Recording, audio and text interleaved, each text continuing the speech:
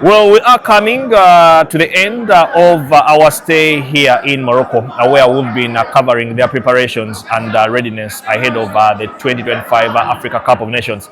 They will be hosting that one from the 21st of December 2025 all the way to the 18th of January 2026. Clive Chazek is my name, and the channel is CK Sports. And yes, I am joined by my boss, my sister, from Accra, Ghana. That is none other than Janet Nana. She has so many names, but we shall stick to Janet and Nana. But Janet, how are you? And thank you for allowing to talk to us. Thank you, and nice, having me on.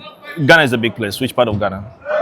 Accra, Okay. the capital, because I work there. But I'm from Kumasi, Ashanti region. Okay. So currently, I'm based in Accra, Working with?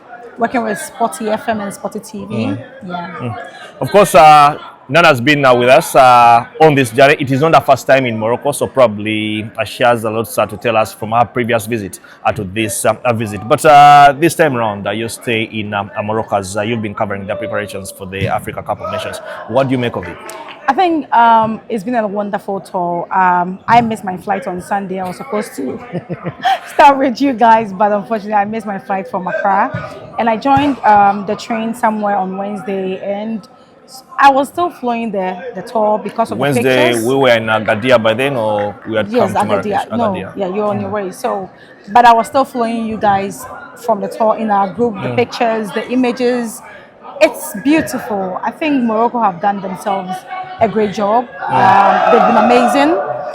When you really compare, sometimes I sit back and compare my country, Ghana, to Morocco, and I ask myself, are we all African countries? Because the development here is crazy. Yesterday at the Prince Abdullah Stadium was amazing. The crowd, the edifice, it's crazy. It's just, the level of development here is amazing, and I think they are in a better place to host the AFCON and even the World Cup in 2030. And so for me, I think they are ready, just left with some few touches of the new stadiums that they are being built and all that. The roads are amazing, the city is clean, hospitality, everything look perfect here. So far so good for Morocco. Well, of course, you talk about Accra, Ghana, and I must say that probably so many African countries are in the same WhatsApp group when it comes to infrastructure, development, and stuff like that.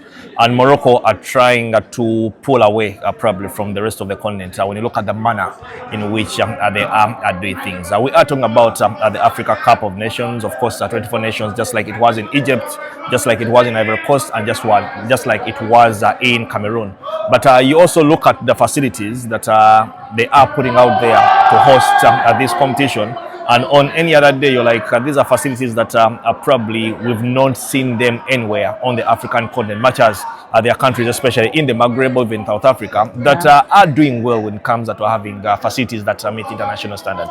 I always have a take that if you invest in football, not just in football, if you invest in your country, definitely you'll get it back. Because if you look at where we are standing, the Mohammed VI Sports Complex, this is a complex, a world-class complex. Real Madrid has been here before.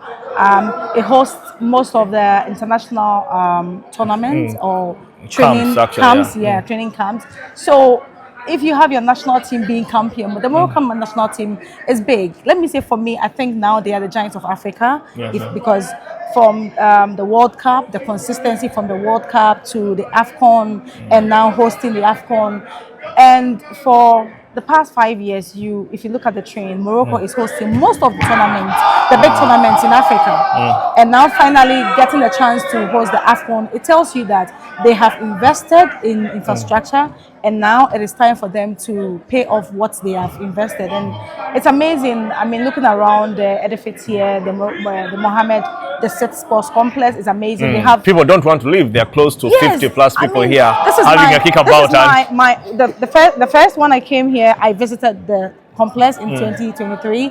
Last year I was here, I couldn't visit, but today I come here and it's the same thing here. Like in terms of maintenance, everything looked perfect. So I don't know what is really helping them, but I think the kingdom have done so well for the country, and they need to be praised about that. For a football fan who's going to come for the Africa Cup of Nations, of course, coming from different parts of the continent, but also some are going to come from Europe because Europe is closer to where Morocco is. What kind of message can you give them? What should they expect when they're coming for the AFCON? I think Morocco have the feel like Europe. When you're in Morocco, you feel like you're in Europe already. So I mean, it's good here. Weather during AFCON will be winter, so you need to prepare yourself because of the cold. Carry the right clothes. Yeah, if you have to go for your winter jacket, you have to. But everything is nice. Good hotels around, good tourist sites, the beaches, the mountains. There's a lot to see beyond the football. I mean, there's a lot. The food, I love their food. Is it couscous? Couscous or I've been eating rice and meat. You have I've to not try. tried You out have to something try. else. It's like acheke in my country. Okay, I didn't like acheke there. The time I was in Ivory Coast. Ivory Coast. Then you don't like this one because acheke is nicer. So I mean, there's a lot aside football to enjoy during the AFCON, and I know that when you're coming here, you won't be disappointed. I mean, you'll be amazed looking at the infrastructure, even away from football. Their roads, good. Hotels, very good. Tourist sites and everything. And moreover, the people, the connection with the people, the Moroccans are very lovely people. And I'm sure that whenever you are coming here, especially during AFCON, you won't. The only thing that you have to prepare is the weather. For the weather, yes. I carry the right clothes for the weather. And learn French.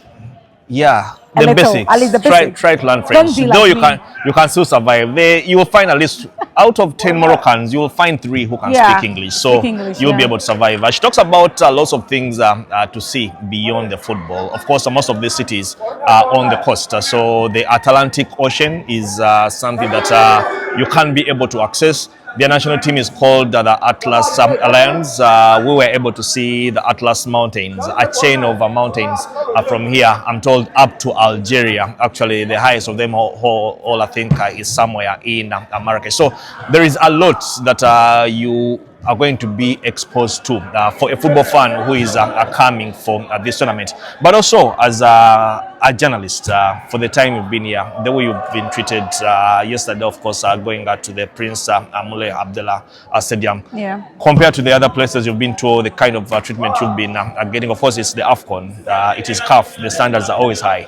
But as a journalist, what do you expect to ease your working environment? I think one thing that every journalist working away from home will need is internet. Trust me, because with the videos and the voices, you already have your phones on your cameras and your camera guys taking all those things for you. But how to send it back home is the most important thing. I don't know how, but I think in Ivory Coast, one thing that was easy is when you get to the media center at the stadium, it's always easy to get internet, but the speed. So I know Morocco will definitely do something about internet. Yesterday at the Prince Moulay Abdallah Stadium, we had internet. Okay, I didn't have my accreditation. For the fans. Okay. And it was smooth throughout the competition.